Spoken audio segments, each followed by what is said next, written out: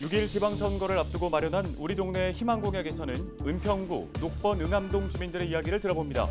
주민들은 중학교와 편의시설 부족 문제를 시급한 과제로 꼽았습니다.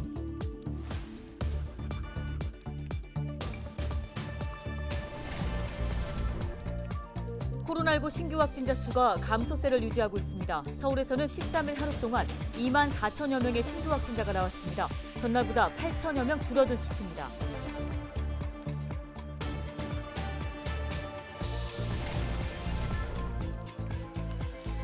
은평구가 청년들의 구직난 해소를 위해 지역 주도형 청년 일자리 사업을 추진하기로 했습니다. 관련 소식 전해드립니다.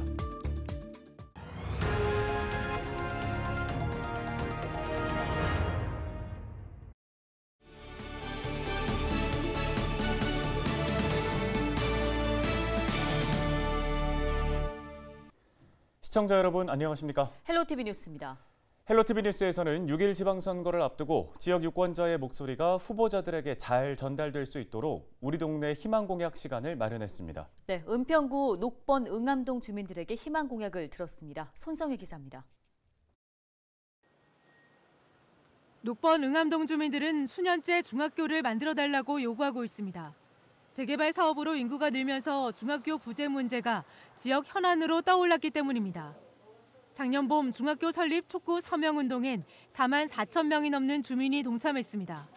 하지만 대책 마련은 지지부진한 상황. 주민들은 현재 서울시 교육청에 중학교 균형 배치 연구 용역 결과를 기다리고 있습니다.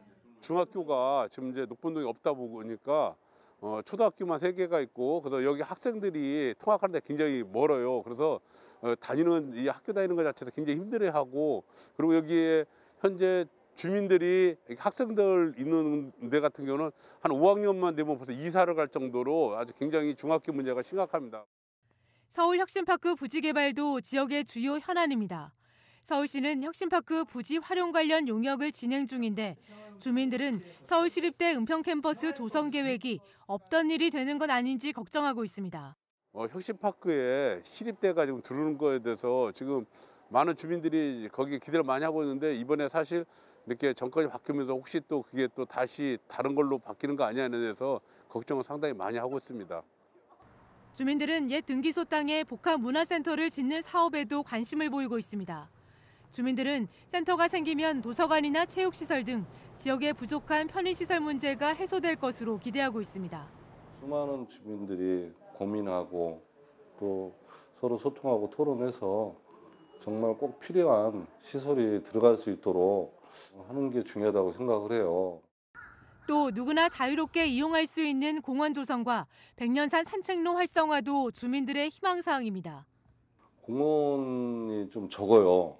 공원이 일단 응암 1, 2 구역 이쪽으로 해서 이제 녹번역 주변으로 해서 아파트가 들어서면서 그쪽 단지 내에 이제 공원들은 좀 들어왔는데 실질적으로 지역 내 보면은 주민들이 이용할 만한 그 공원은 적습니다. 신사 이동인가요? 그쪽에 보면 편백나무 숲 같이 피톤치드인가 그런 게 좀 많이 발생하는 나무를 백년산 밑에 쪽으로 좀 많이 심어서 산책로로 활성화시켰으면 좋겠습니다. 불광천을 마주보고 있는 응암 1, 2, 3동.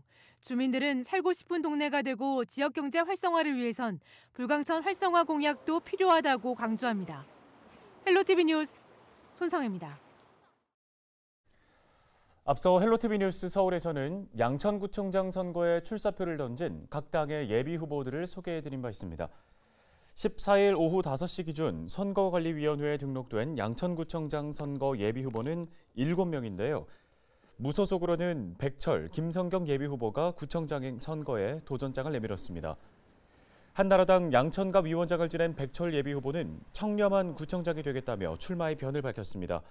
구체적인 공약을 제시하기보다는 당선 이후 구민들과 소통해 필요한 사업을 추진하겠다는 계획입니다. 꼴 좋은 공약 남발 같은 건 저는 하지 않겠습니다. 부민들과 상의하면서 소통하면서 뭐가 필요한지 그리고 뭘 해야지 이게 시급한 것인지 그리고 재정 상태를 제대로 알고 그리고 이제 현안을 아는 다음에 그거를 신청할 겁니다. 네, 다음은 코로나19 관련 소식입니다. 서울시 코로나19 신규 확진자는 전날보다 8,100명 줄었습니다. 14일 0시 기준 서울시 신규 확진자는 24,976명입니다. 사망자는 54명 발생해 누적 4,230명이 됐는데요. 신규 확진자 수가 감소세로 돌아서면서 중환자 병상 가동률은 52.8%까지 내려갔습니다. 서울시의 코로나19 3차 백신 접종률은 63.2%입니다. 서울시는 코로나19 통합심리지원단을 운영하고 있는데요. 2년 동안 14만 6천여 건의 심리지원 상담을 한 것으로 집계됐습니다. 이 중 정신의료기관이나 국가트라우마센터로 연계한 사례는 1만 7천여 건입니다.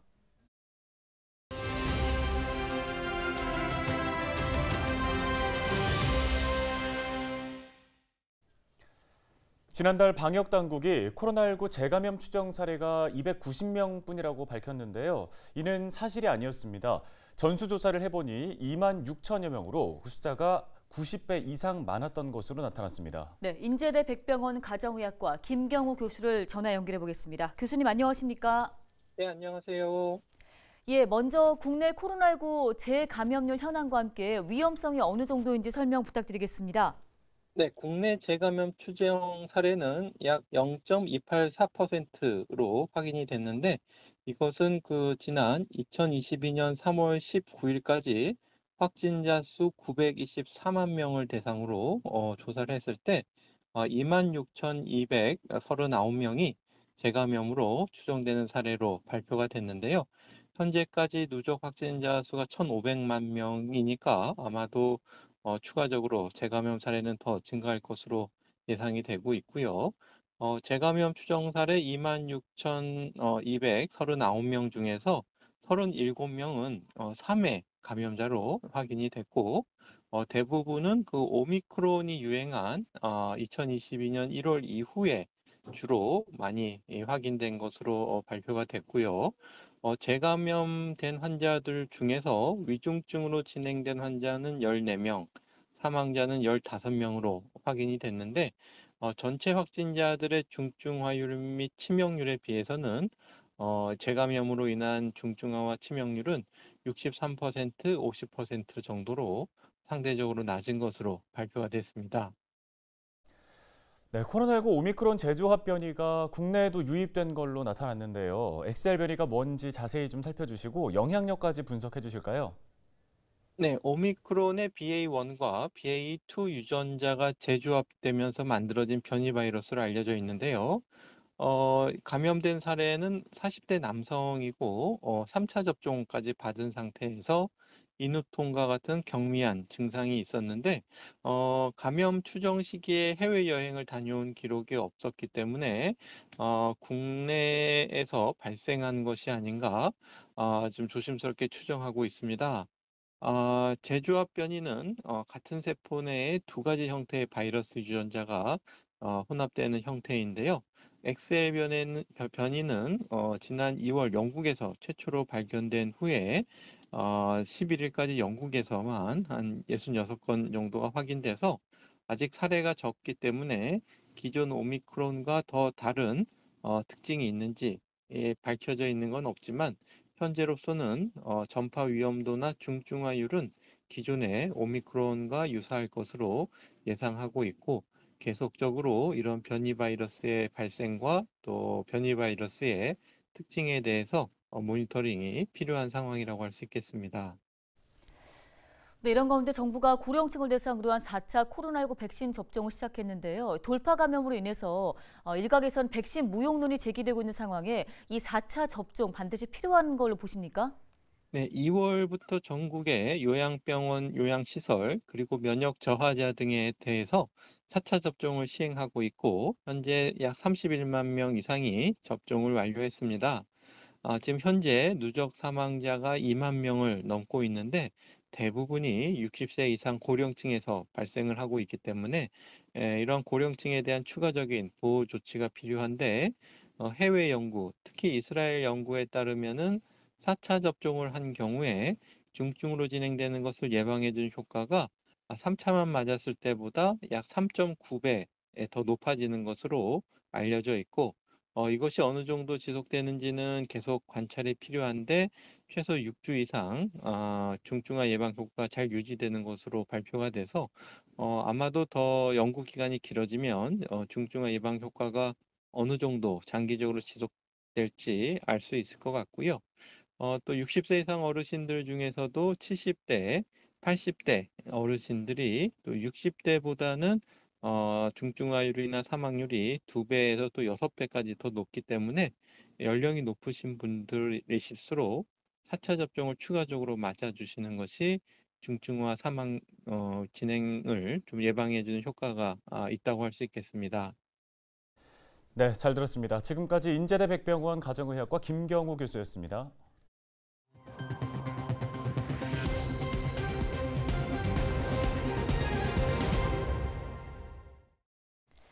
은평구가 오는 18일까지 행정안전부 지역 주도형 청년 일자리 참여자 25명을 모집합니다. 응시 자격은 올해 1월 1일 기준 만 19세 이상 39세 이하 청년 구직자입니다. 은평구 거주자를 우선 선발하며 24개 분야 중 원하는 분야를 선택해서 지원하면 되는데요. 선발된 청년은 은평 지역 기업에서 다음 달 2일부터 12월 31일까지 근무합니다. 보수는 올해 은평구 생활임금인 월 223만 2,960원입니다. 이외에도 4대 사회보험료와 직무 역량 강화 교육 등을 지원받습니다.